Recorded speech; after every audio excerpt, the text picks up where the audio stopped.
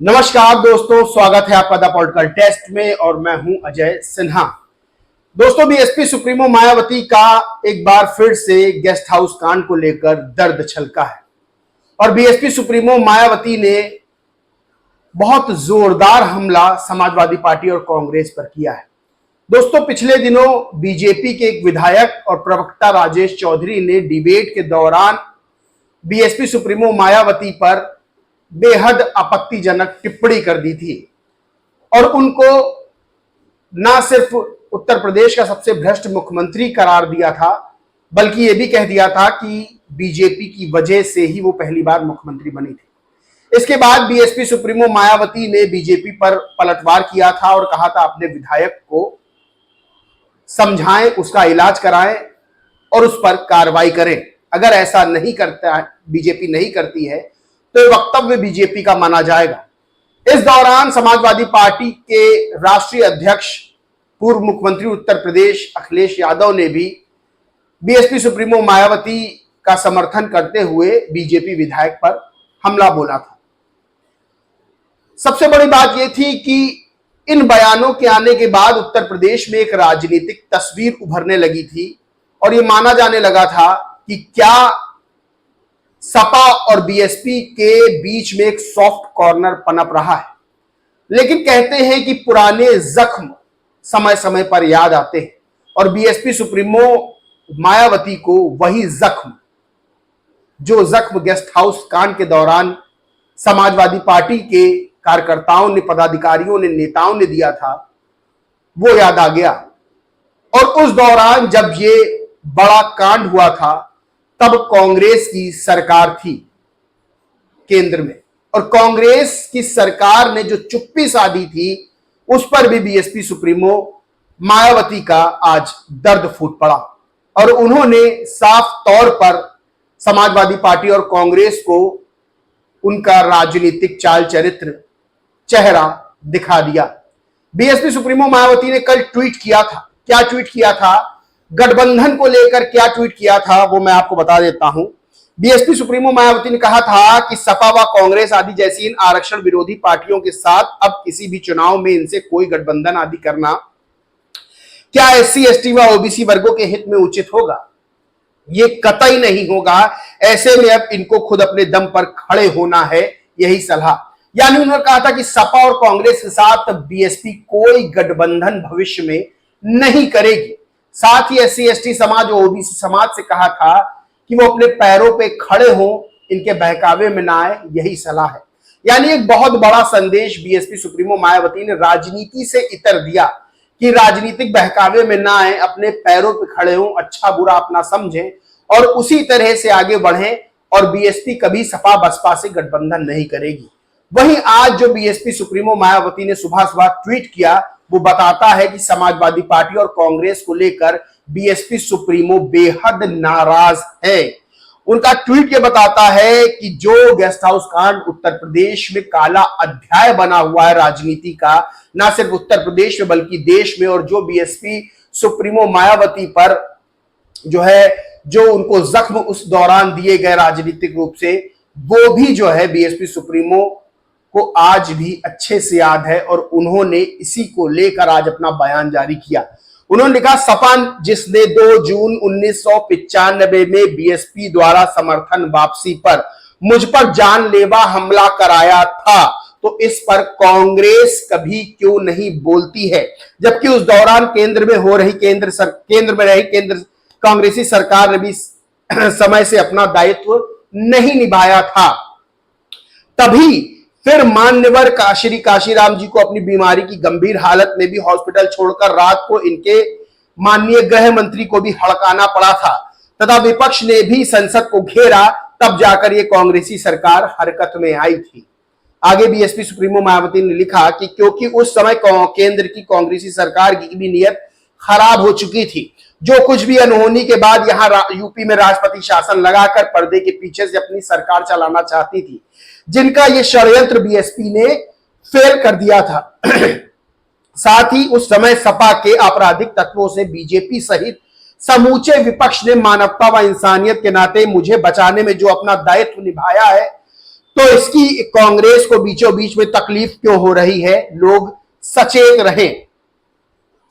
दोस्तों, सबसे बड़ी बात यह है कि जो 1995 में हुआ था बीएसपी सुप्रीमो के साथ, वो हर कोई जानता है। वो सिर्फ बीएसपी सुप्रीमो मायावती पर हमला नहीं था, बल्कि लोकतंत्र पर भी हमला था और एससी एसटी समाज पर भी हमला था, क्योंकि दलित समाज, बहुजन समाज का प्रतिनिधित्व उस समय बीएसपी सुप्रीमो मायावती करती थी, आज भी करती है।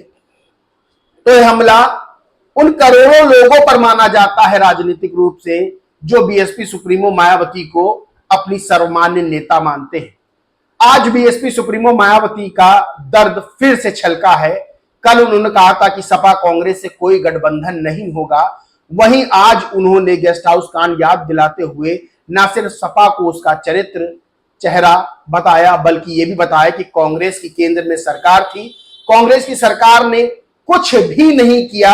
अगर कांग्रेस की सरकार चाहती तो इस तरह के कांड को रुकवा सकती थी, लेकिन कांग्रेस की सरकार ने कुछ नहीं किया। तब मानवर काशीराम, जो कि अपना इलाज करवा रहे थे, उनको भी आना पड़ा और उस समय के तत्कालीन गृह मंत्री को हड़काना पड़ा और ये बताना पड़ा कि उनका दायित्व क्या है, क्योंकि कांग्रेस की सरकार ये चाहती थी कि उत्तर प्रदेश में राष्ट्रपति शासन लग जाए और राष्ट्रपति शासन के जरिए जो उत्तर प्रदेश की सत्ता है वो एक तरह से अप्रत्यक्ष रूप से कांग्रेस चला सके। बीएसपी सुप्रीमो ने बड़ा आरोप समाजवादी पार्टी और कांग्रेस पर लगाया।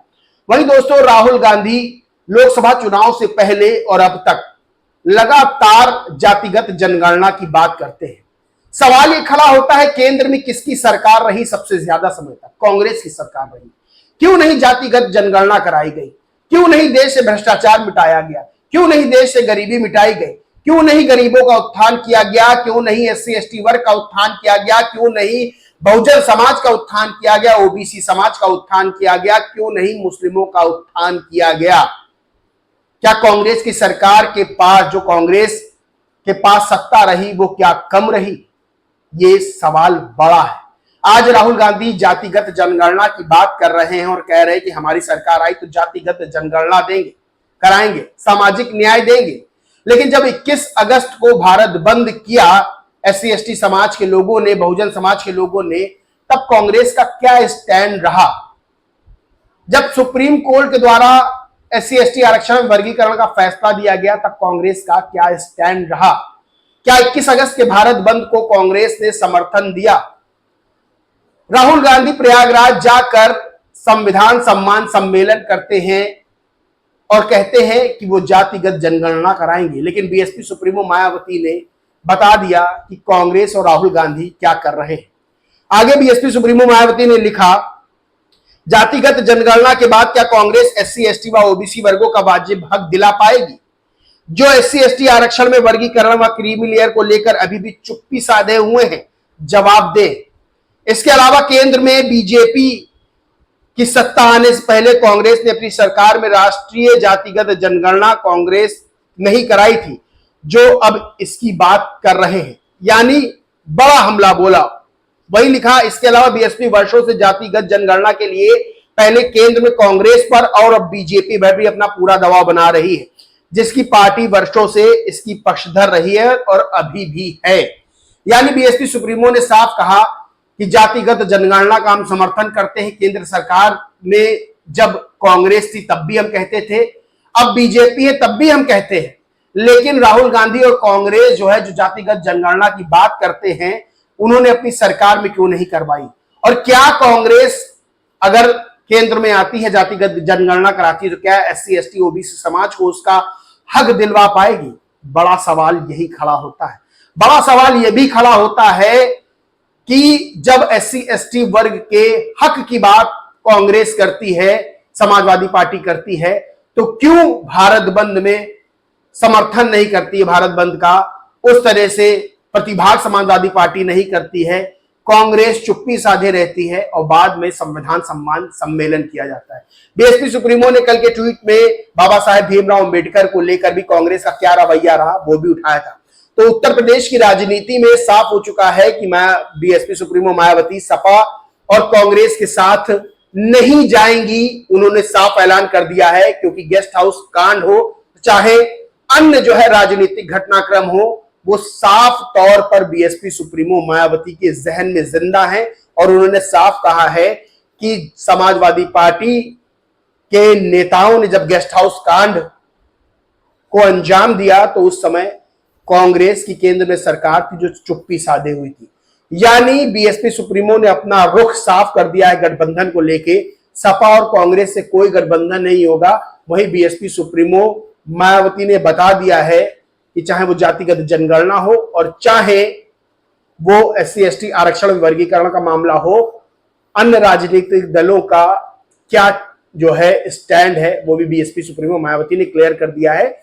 बहुत साफ है कि बीएसपी सुप्रीमो मायावती किसी भी राजनीतिक दल को बख्शने के मूड में नहीं है।